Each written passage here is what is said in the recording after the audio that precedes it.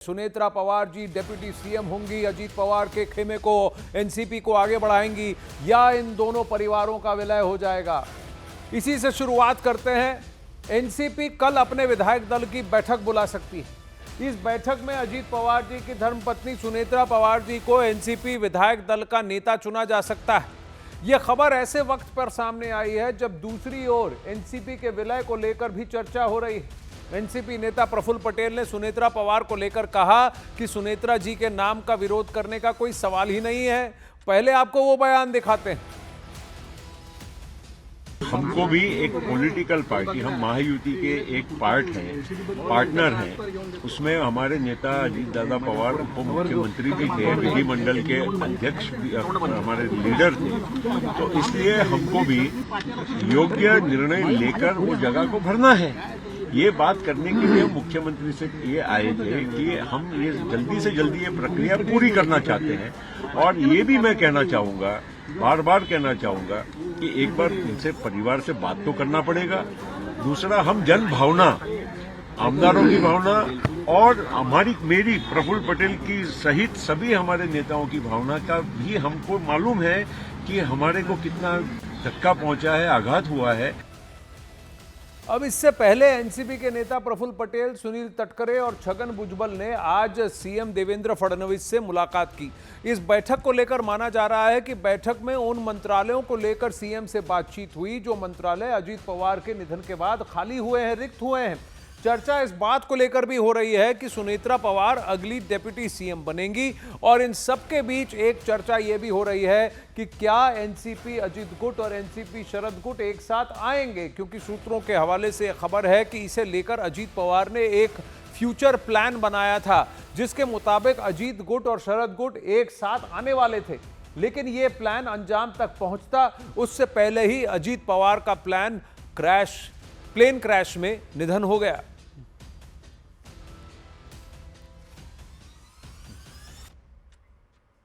चलिए, अब प्रश्न ये उठता है कि एनसीपी महायुति में बनी रहेगी या फिर एक बार फिर यूनाइटेड एनसीपी बनेगी। और इसे लेकर सूत्रों के हवाले से कुछ डिटेल्स, कुछ खबरें सामने आ रही हैं। सबसे पहली बात यह है कि फिलहाल महायुति बनेगी या नहीं। फिलहाल अजीत पवार के नेता दो गुटों में बंटे हुए हैं।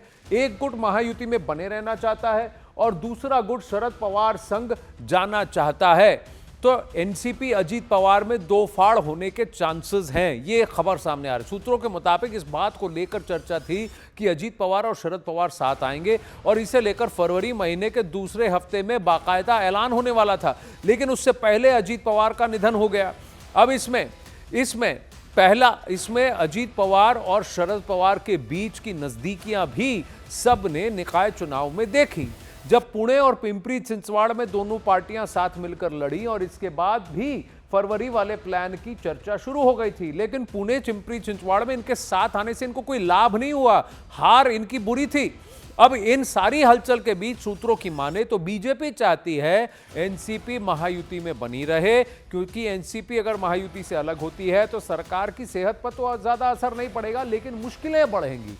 एनसीपी हटी तो एकनाथ शिंदे का दबदबा बढ़ भी सकता है, ये एक एंगल है। दूसरा एंगल ये है कि सुनेत्रा पवार जी के साथ वो काम करना और इजी समझते हैं, ना कि सुप्रिया सुळे या शरद पवार जी के साथ। अब इस विलय को लेकर भी दावा एनसीपी अजीत पवार की टीम से आ रहा है और एनसीपी शरद गुट दोनों की ओर से हो रहा है। इस पूरे सस्पेंस पर आपको एक रिपोर्ट भी आई है, सबसे पहले डिटेल से दिखाते हैं।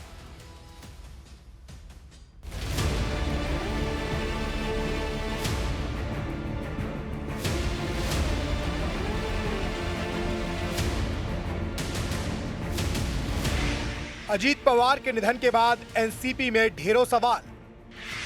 महायुति में रहेगी पार्टी या बनेगी यूनाइटेड एनसीपी? क्या सुनेत्रा पवार बनेंगी महाराष्ट्र की नई उप मुख्यमंत्री?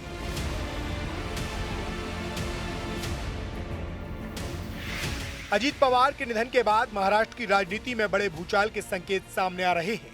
अब न सिर्फ सरकार में उनके खाली पड़े मंत्रालयों को लेकर मंथन तेज है, बल्कि एनसीपी के भविष्य पर भी सवाल खड़े हो गए। क्या एनसीपी महायुति में बनी रहेगी या एक बार फिर यूनाइटेड एनसीपी का रास्ता खुलेगा? ये ऐसे सवाल हैं जिन पर पार्टी के नेताओं के साथ कार्यकर्ता तक अटकलें लगा रहे हैं। अजीत पवार के मंत्रालयों पर एनसीपी करेगी दावा। महाराष्ट्र सरकार में डिप्टी सीएम रहे अजीत पवार के निधन के बाद मंत्रिमंडल में फेरबदल तय माना जा रहा है। अजीत पवार के पास वित्त, प्लानिंग, स्टेट एक्साइज जैसे अहम विभाग थे, जबकि खेल एवं युवा कल्याण और अल्पसंख्यक विकास अतिरिक्त प्रभार के रूप में उनके पास थे। अब एनसीपी की पूरी कोशिश है कि ये सभी विभाग पार्टी के खाते में रहें। सूत्रों के मुताबिक इस मांग को लेकर एनसीपी जल्द ही मुख्यमंत्री को पत्र सौंप सकती है। अजीत पवार के बाद दो धड़ों में बटी एनसीपी। एक गुट ने उठाई शरद पवार के साथ जाने की मांग। इस बीच एनसीपी के अंदर सियासी खींचतान भी शुरू हो गई है। अजीत पवार गुट इस वक्त दो हिस्सों में बटा नजर आ रहा है। एक गुट महायुति में बने रहने के पक्ष में है, तो दूसरा गुट शरद पवार के साथ एक बार फिर एकजुट होने की वकालत कर रहा है। दरअसल सूत्रों के मुताबिक अजीत पवार के रहते एनसीपी के गुटों के विलय पर लगभग सहमति बन चुकी थी। फरवरी के दूसरे हफ्ते में औपचारिक ऐलान की तैयारी थी। पुणे और पिंपरी चिंचवड़ के निकाय चुनाव में दोनों गुटों का साथ लड़ना इसी प्लान का हिस्सा माना जा रहा था, लेकिन उससे पहले ही अजीत पवार का अचानक निधन हो गया और पूरा समीकरण एक बार फिर बिखर गया। लगभग मर्जर का डिसीजन हो चुका था, अजीत दादा के सामने ही हो चुका था। हम विटनेस है उसके, लास्ट मीटिंग्स भी हो चुकी थी। अभी हम तुतारी के ऊपर बहुत कम जगह लड़ रहे हैं, इसलिए ज्यादातर घड़ी पे ही हम लड़े हैं। तो ये उनके सभी लोगों के मान्यता से ये सब कुछ हुआ था। सब कुछ सिर्फ अनाउंसमेंट बाकी था, जो जिला परिषद के चुनाव के बाद हो सकता था। 3-4 महीने में इसकी बातें अजय दादा और सभी नेताओं के साथ हुई भी थी और उसमें करीब करीब ये तय हो गया कि मर्जर करना है।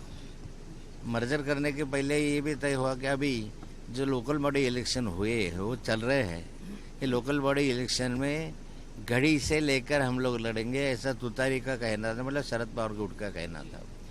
दोनों का मिलना ऐसा कि घड़ी पे लड़ो। भी जब एक साथ आना ही है तो घड़ी पे इलेक्शन लड़ो। कौन बनेगा महाराष्ट्र का नया डिप्टी सीएम? क्या सुनेत्रा पवार संभालेंगी पति की विरासत? चर्चा इस बात की भी है कि क्या सुनेत्रा पवार को कोई बड़ी जिम्मेदारी दी जाएगी? क्या वो डिप्टी सीएम बनेंगी या फिर परिवार के अंदर पॉलिटिकल रीयूनियन का रास्ता खुलेगा? ननद भाभी यानी सुनेत्रा पवार और सुप्रिया सुले के साथ आने की अटकलें भी तेज हैं। अजीत दादा पवार जी का अचानक जाना ये केवल उनके राजनीतिक दल की नहीं बल्कि महाराष्ट्र राज्य की बहुत बड़ी क्षति हुई है।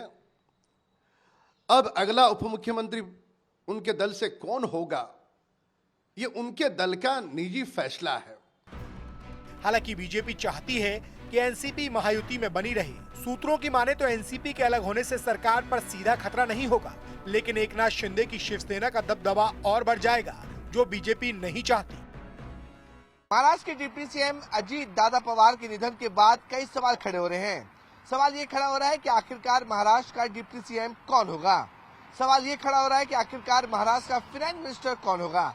सवाल ये खड़ा हो रहा है कि जो दो एनसीपी मिलने वाले थे, आखिरकार उनका मर्जर हो पाएगा या नहीं हो पाएगा। ये कुछ ऐसे सवाल हैं जिनका जवाब फिलहाल किसी के पास नहीं है, लेकिन सूत्रों से जानकारी मिल रही है कि इन सवालों के पीछे बताया जा रहा है कि अजीत दादा पवार की पत्नी सुनेत्रा पवार और उनके बेटे पार्थ पवार को आने वाले दिनों में महाराष्ट्र सरकार में एक बड़ा स्थान मिल सकता है।